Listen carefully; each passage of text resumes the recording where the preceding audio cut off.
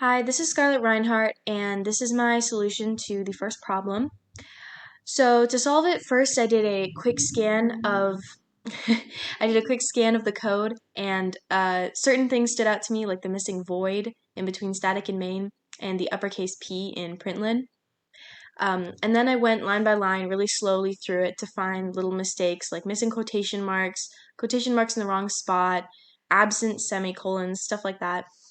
And it wasn't until I got to the end of the code and I noticed the backwards bracket that I also noticed the missing bracket for the class definition. And yeah, that's how I solved the first one. And then the second one was pretty self-explanatory. Basically, write down whatever is in the quotations, make sure it's println and not print.